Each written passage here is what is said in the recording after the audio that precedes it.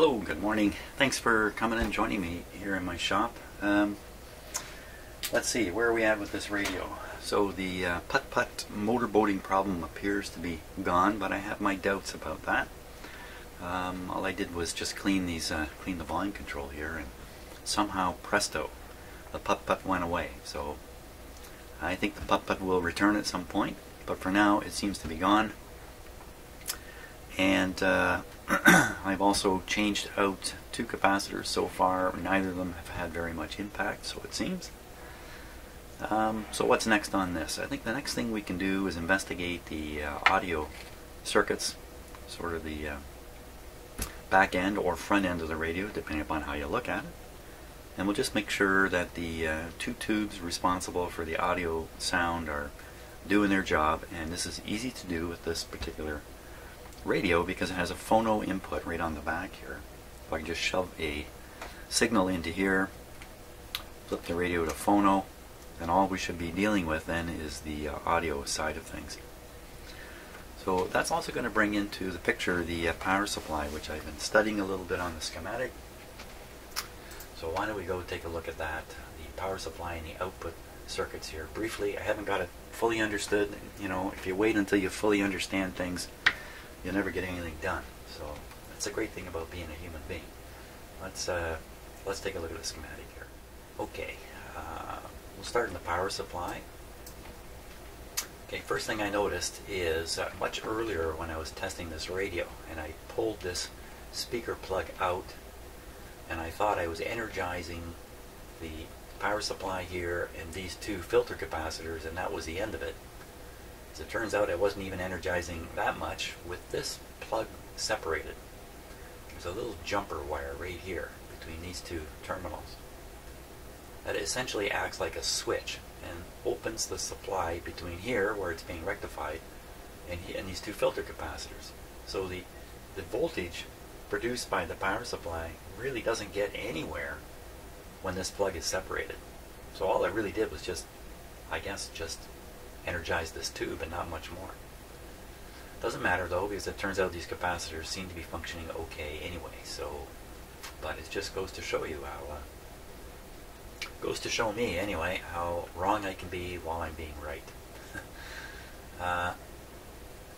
So let's take a look at what's going on here. I think one of the things you want to do right away is or at some point in doing your investigation of the radio, is figure out how the output tube is biased.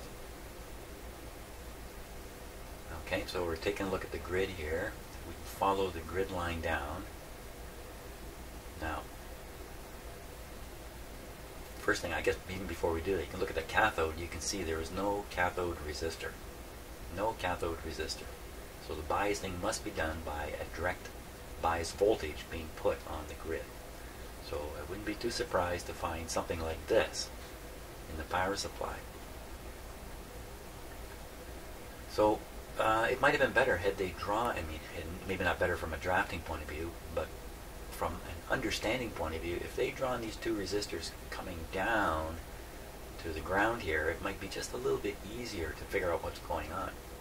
But look at this. See these two filter capacitors here? These are the big filter capacitors. The positive terminals are just tied right together. What about the negatives? No, the negatives are not tied together because they are going to be tied together through the field coil here, which is going to act as the filter. There you see the ground connection. So this guy makes it to ground through that field coil. This makes this potential not ground. It's elevated a little bit above ground. In fact, it's written right there. Or maybe I should say elevated a little bit above ground. Yeah, don't get turned around now, because I will. Either you or I cannot get turned around during this process of figuring this out. So what that means is this point, relative to the chassis, is minus 70 volts. So, well, wait a minute, how do you get a negative voltage out of this thing? Where did that come from? Because in fact, you've elevated the chassis above the most negative point. Here's the most negative point in the radio. You've elevated the chassis 70 volts above it. So when we think of the chassis as being 0, in this radio it's not actually 0, it's actually plus 70. Okay. So this is the only point that appears minus 70 down in here. Except they put it through this voltage divider. There's the chassis ground. So we know there's 70 volts minus 70 volts across these two resistors. They divide the voltage. Let's see, that's 500K and 100 and looks like 130K. So they're dividing it roughly 5 to 1, so a fifth remains here. So a fifth of 70 is roughly 12. Something like 12 volts negative is applied to this grid through this technique. So what it kind of means is there's a little extra output voltage here from the rectifier that never is seen in the B+. So the B+ is running at, according to this, 240, but there's really another dozen volts that don't appear in here. If that doesn't confuse you, I don't know what will. So if we go back and look at this one, we ask ourselves the same question. How is this guy biased? So this is the audio preamplifier right here. Come down, come down, come down, come down, come down. Okay, so we see a big resistor here, 15 megohms to ground. So this is really the grid leak resistor, if you like. It's the resistor intended to ensure no DC builds up on this grid. It's only a little bit of DC pressure on it, so even a big resistor will leak off enough charge to keep this DC zeroed. So you see, that's solidly grounded, and this guy, well, he's grounded pretty much too. So what they're relying on here is actually grid leak biasing, in which there is a small DC charge building up, leaking off through here, but leaking slow enough that there's a potential building here. That's my understanding of it. And it will automatically build a negative potential of a few volts. Well, that's enough to bias this. It's kind of a cheater technique, if you like, to develop that voltage. That's my understanding of how you end up this way. Okay, so another thing now about the volume control, I still don't quite get. Here's the volume control. Signal in at the top, bottom is grounded, signal's dropping across here, and you're picking off how much you want with this control to send on its way. That's all that's going on here.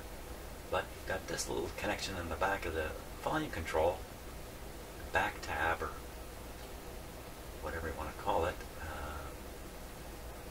through a 20K resistor. If you follow this all the way back, you find out, well, it's on the output side of this tube. What are they doing here? They're taking some of the output, firing it back into the volume control. I don't fully understand this circuit, but I'll tell you what I get out of it. And I'm not saying I get the right thing out of it either. But look, if you come down here, okay, DC can't make it through this capacitor, so we won't think about DC anymore. We just think about the AC signal, the audio signal coming down. Some of it gets through the small capacitor. Okay, and here's a big variable resistor potentiometer and the slider, and it just grounds it. It just whatever this thing is touching here is grounded. So if you slide this all the way to this end, you've grounded this thing. So you just have a capacitor to ground here. What's that going to do? It's going to drain off some of the sound, and it's going to be selective for higher frequencies. So the higher the tone, the more will get dumped into the ground here. Assuming they size these resistors appropriately, especially this one versus this capacitor, yeah, nice little filter here. It's just going to filter off the highs, throw them away. So what continues on to the next tube will be essentially muffled. The highs will be knocked out. Now what I would think, okay, this would work just fine if this were grounded at the bottom. And it is audio grounded at the bottom by a larger capacitor, still not a huge one. So from a signal point of view, the signal comes out here. Most of it's going to this tube. Some of it's coming down here. Some of it peeled off the ground, and the rest through here and then hitting ground here. So why is the wire continued through this resistor into the back of this? This is where I lose control here. I know this is a technique for improving the audio response pattern, or changing the audio response pattern at low volume levels, commonly called a loudness control. Basically, this is responsible for jacking up the bass and the treble when you get the volume low, to compensate for our poor hearing at low volumes.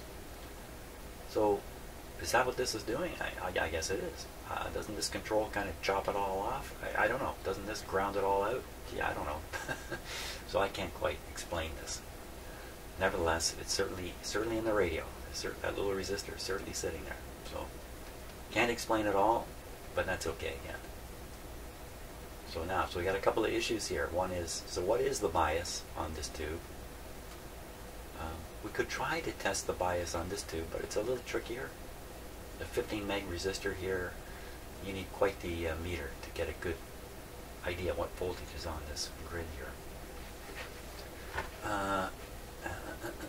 What else did we do?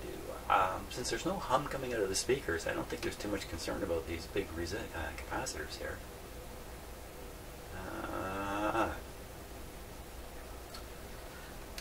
I think we'll turn it on, get it going, get a signal going into it, and then we'll make the measurement of the bias voltages here just to double check them. And we'll just verify everything.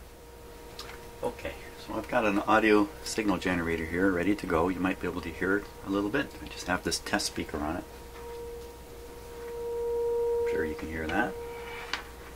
That's because this guy can be a little wonky and sometimes the output quits on it. So double check to make sure there's output. All I got to do to feed it in the radio is that, and now it's going into the radio. Okay, it's going in the radio via this cable into the phono input. The radio is currently set to radio, not to phono. So we're going to turn it on here, and it should be interesting to see if it motorboats again, or if really cleaning that control actually was the solution. I still don't quite get it. why that would do that, but it did. Now first volume down. Okay, and we're on an outdoor antenna. Okay, power's on. The light has come on down there. Just give it a moment. At this voltage level. Okay, let's give it the full shot here.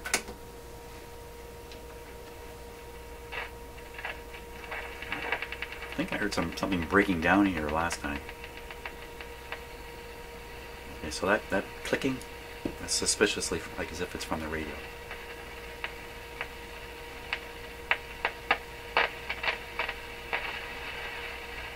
Scary stuff.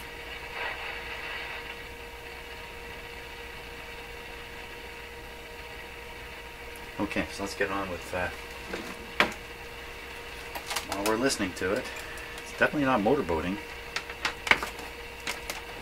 So what we want to measure now is the bias voltage on the output tube, grid relative to the cathode.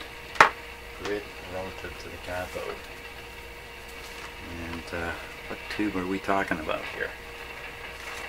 Oh, I forgot.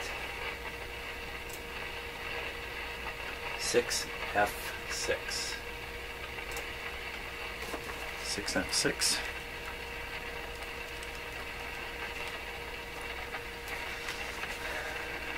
So it's a voltage between pins 8 and 5. What is the voltage between pins 8 and 5 on the output tube?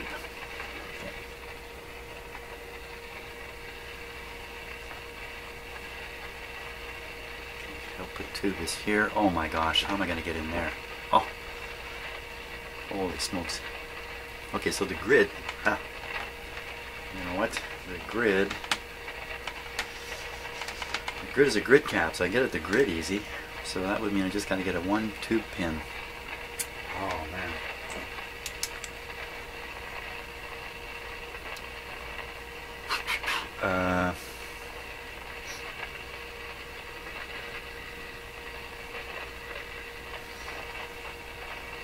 Yeah, right. I don't know if I'm going to stick a probe way down in the dark there.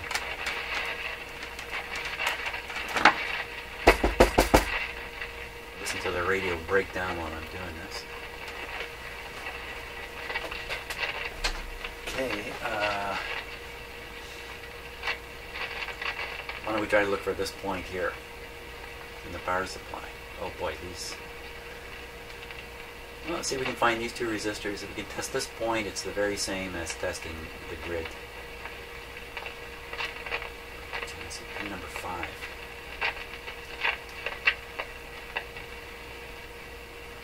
It's not quite the same because of this resistor. I really need to be up in here. I need to find this capacitor too. Anyway, this is potentially a problematic capacitor. Pin 5 on the 6F6. So, if it's just one pin on the tube, I can probably manage that. I only have to look at one thing at a time. That's all you can really do. Pin number 5. 5 on the output tube. 1, 2, 3, 4, 5. Okay, let's see where I'm going. What are we looking for? We're looking for a minus 10 or something of that sort on here. Minus 10. Son of a gun.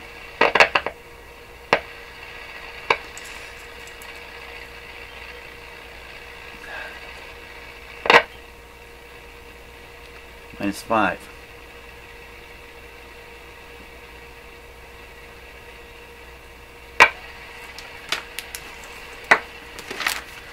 F6. The F. 6F6. Grid number 1 control grid, minus 16, minus 20. That's quite low. That voltage is low. So this is with the bias of 200, the plate voltage of 250 volts. You should have minus 16, not minus 5.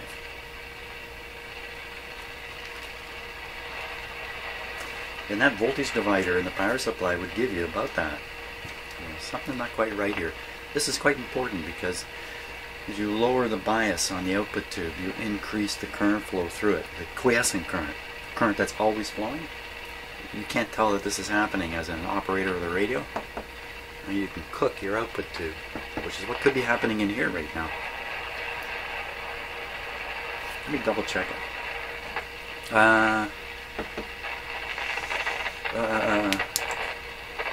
Double check. I can't imagine I got it wrong.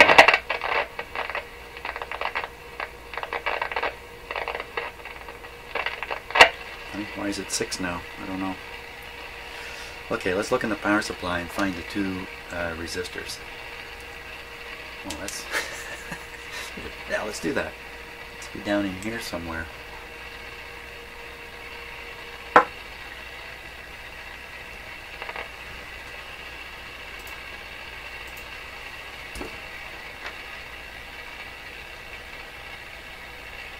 Well, there's two resistors right there. Okay, let's see, one of them, if you do body and dot, it looks like brown, orange, yellow. Be 130K. Isn't that one of them? That's one of them, isn't it? And the other one looks like a green body, body and dot, so it's 5. So that's it. That's the two of them right there. Those are the two guys. And these are the voltage dividers producing the bias voltage. Okay, we're going to have to check those guys. I guess I can check voltage drop across each one of those. I was going to shut the set off and measure their resistance, but I think we can kind of get a feel for it here. So, okay, so that end's grounded. This might be noisy because essentially I'm touching the grid circuit of the output tube. And again, so there's what's available, minus 18. That's on the point where the two resistors are tied, and then the supply voltage, which is supposed to be minus 70, is right here.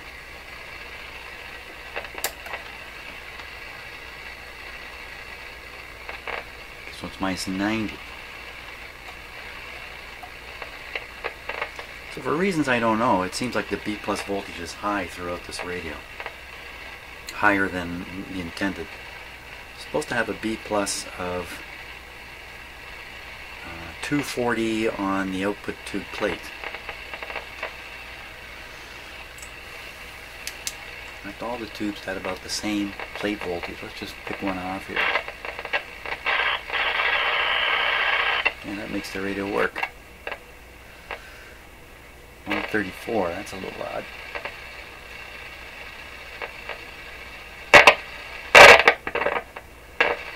Actually, there was over 200 volts on that terminal.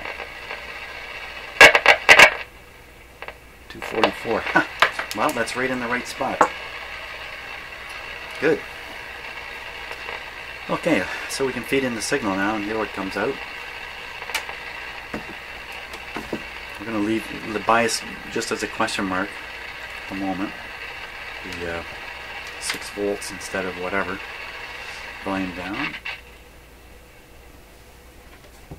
I'm so surprised that motor voting really does seem to be gone. Okay, volume up. Volume back down. Okay, wait a minute. Is this working?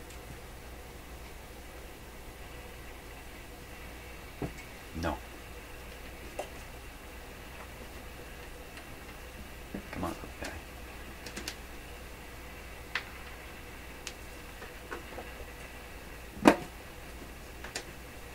What happened?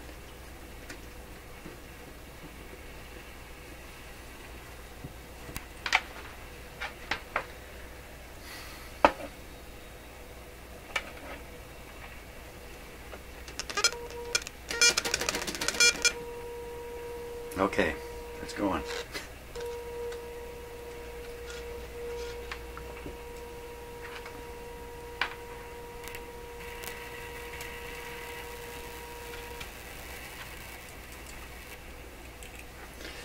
Okay, so this is still set to radio. Volume's right down. Go to phono. That made no difference.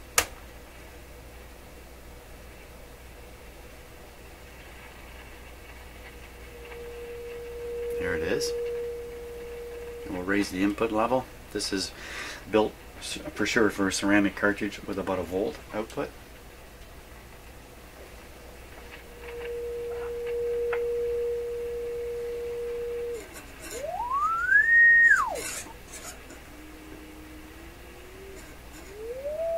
Sounds pretty good. I don't hear any kind of problem with that. Let's see what kind of volume we can get out of it now. That's about 20% up. It's about full blast. You really can't appreciate the volumes on a YouTube video, I don't think, but I still think the output from here is probably lower than what it. Well, we can crank it up. Oh, that's about all we get.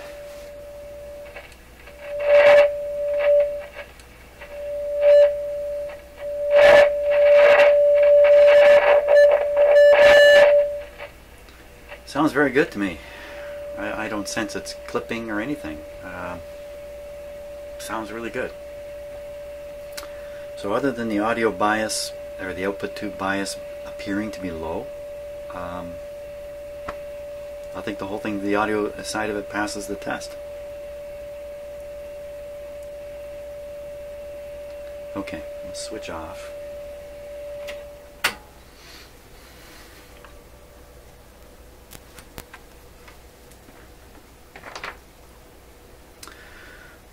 We'll try to read these resistances directly down here. See what we got.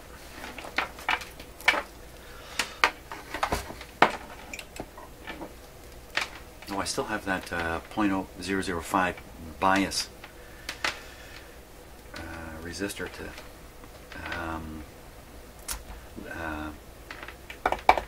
coupling capacitor. What am I saying? Holy smokes.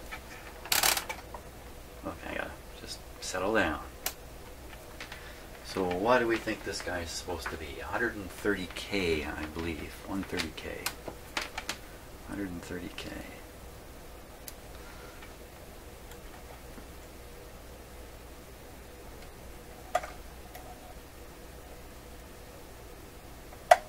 Ooh, 350.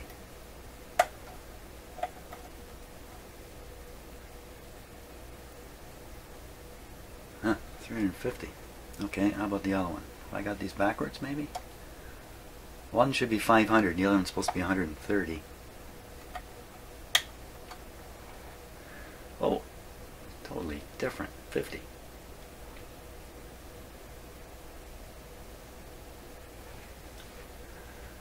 $50K. There's still some voltage here, maybe? Maybe there's still some interfering supply voltage left. Doesn't look like it. Huh, 0. Okay, so there's no interfering voltage. Let's go back and try it again. 200K scale.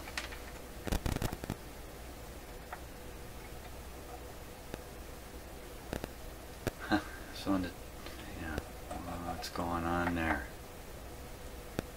So 200K scale, I get a much better reading. 143 when we expect it to be 130. It's very unnerving of my meter. And the other resistor should read over. No, shouldn't. 50, 80. Totally different readings. Why is that?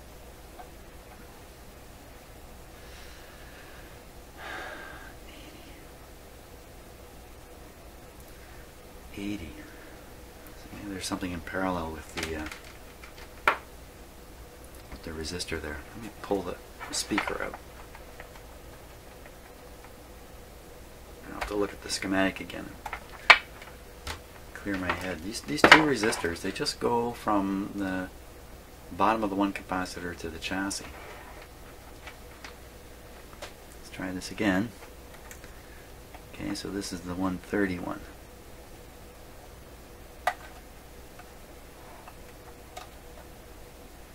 What?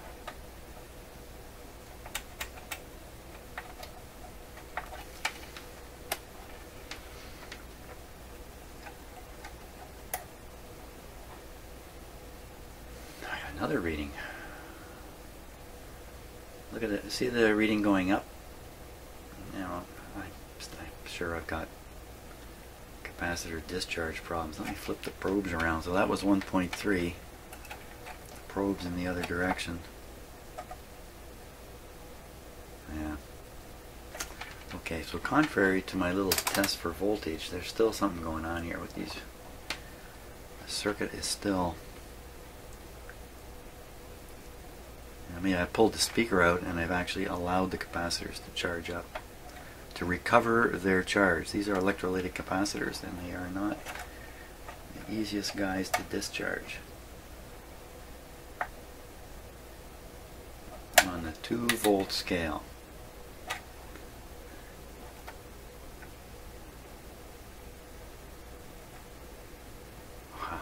Oh.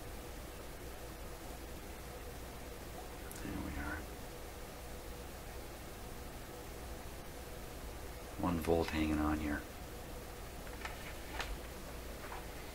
Okay, so I don't think I'm getting the reading on those resistors. I think everything I did here is questionable and bogus. So the voltage divider resistors could easily be out of whack, causing the hopeful 12, 16 volt bias to turn into a 6 volt bias.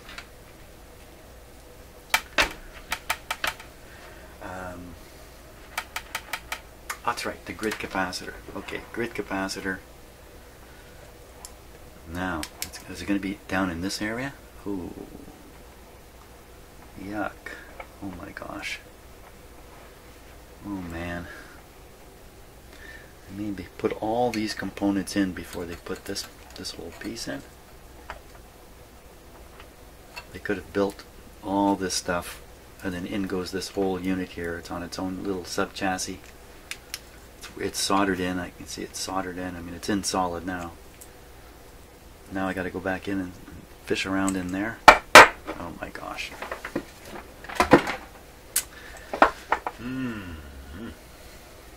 Well, I got to get them. look at them all. 1, 2, 3, 4, 5, 6, 7.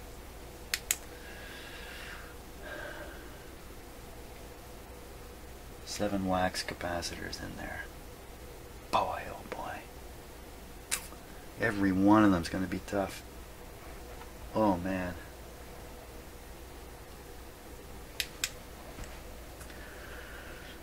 Okay, well let's do the one anyway.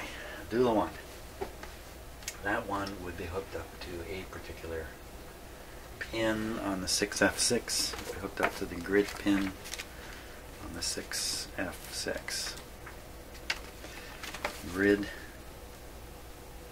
5. Okay.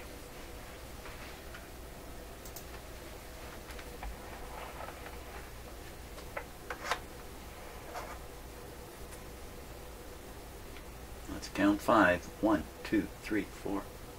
5 has that wire with the brown insulation on it.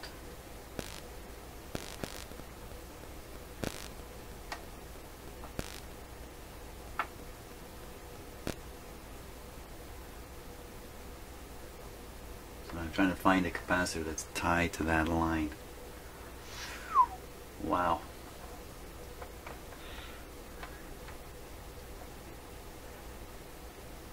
I don't think I can do it with a camera. The camera's not going to fit down in there. I have another camera to try. Let's try another camera here.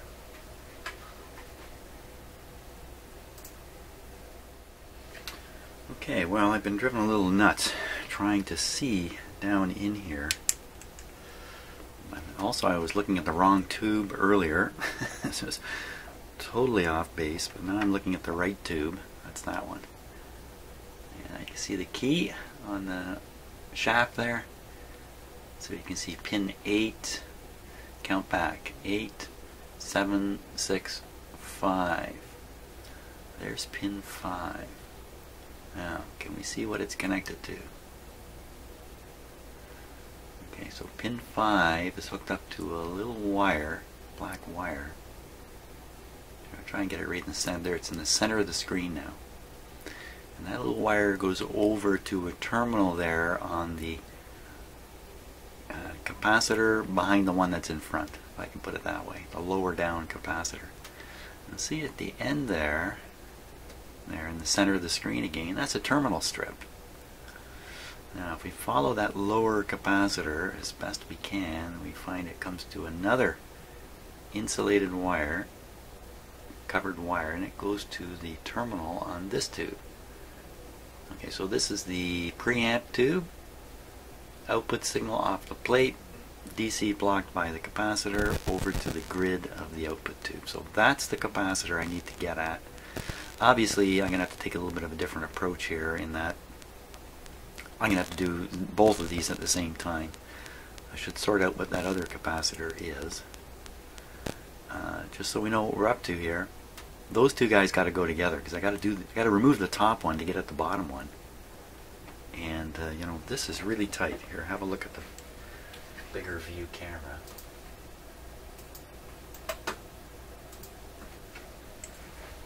Yeah, so it's all happening down in here. Right. Those capacitors we were looking at are right there, in behind this thing. Wow. That's tough. And I got all, yeah. Okay, so I'll go after these two. I think that's what I'm going to do. Go after those two guys. Okay, so I've gone ahead and managed to replace the blocking capacitor for the grid of the output tube. And this other capacitor had to go with it because of its location. The two of them were together. In fact, they're more together than I realized. The two ends of them were actually connected together to the same terminal. So, see, there's really nothing helping out the situation here. If this guy is at all leaky, a little bit of charge is going to build up on the grid here, especially with this big resistor here. So basically there could be two forces pushing on this grid. One pulling it negative, heading for 15 volts, let's say, and this thing, trying to push it positive if it's leaky, and eventually it would push it all the way to the B plus voltage, but that's not the kind of leak here. This would be a tiny leak.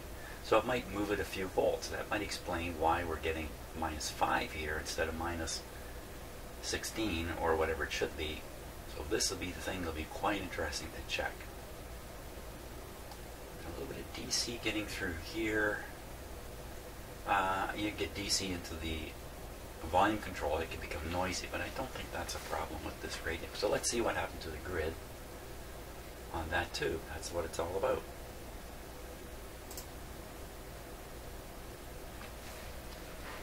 Okay, I better plug this guy back in.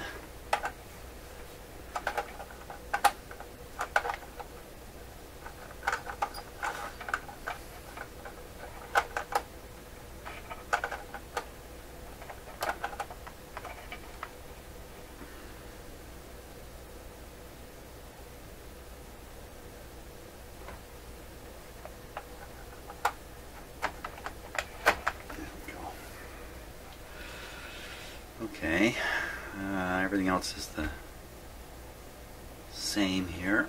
Volume down, tone anywhere.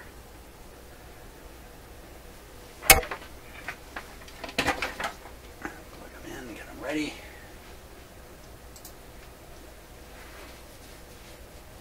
Okay. Dim lights. All normal on the lights.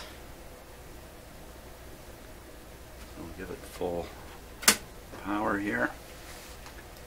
It's 123 volts. I'll switch this to watch the power. 60 watts. That sounds about right for this radio. Okay, what do we got happening here?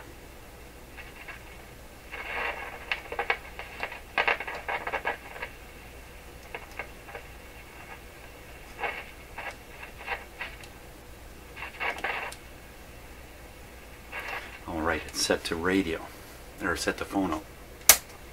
Set it to radio.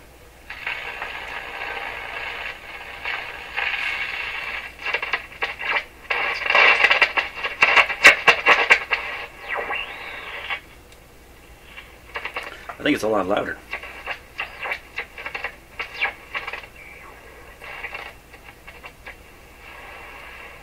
Still not really receiving any broadcast signals anyway. Good though.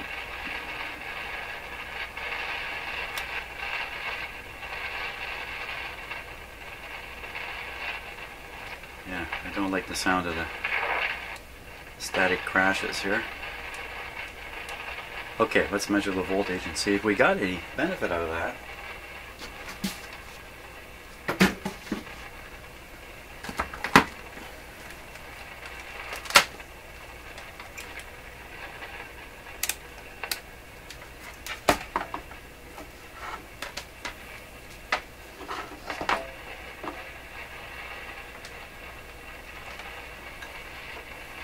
Beautiful sunny day here, warm, very spring-like. Tomorrow's going to be summery, fantastic. What am I doing in my shop? Okay. Now, to get to the grid,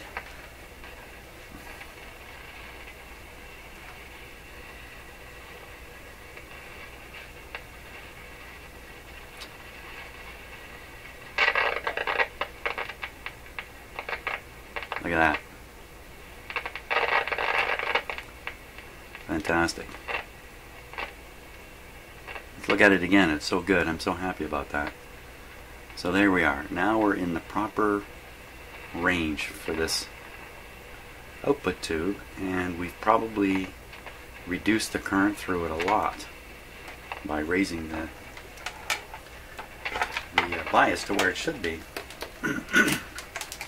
The silent radio killer. That's what that is. Good show.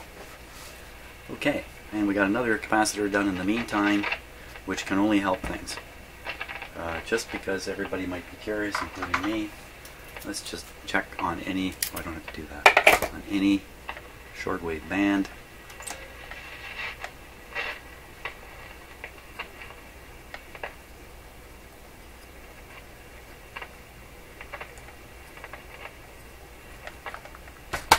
We still get nothing on the shortwave bands, but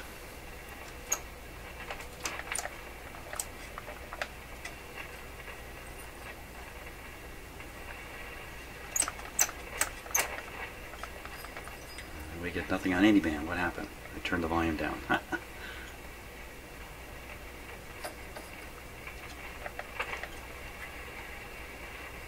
There is an antenna connected here too.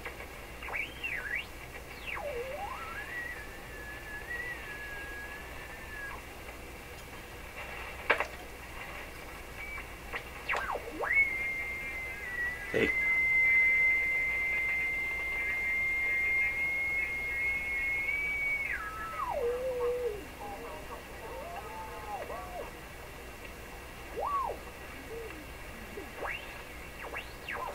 So, yeah, that's good. Okay. So I think what that's really screaming out here is alignment problems, and also screaming out, get rid of more of these old capacitors. So, very good so far. Pretty happy with that. Hey, thanks so much for watching, and I got to figure out what to try next.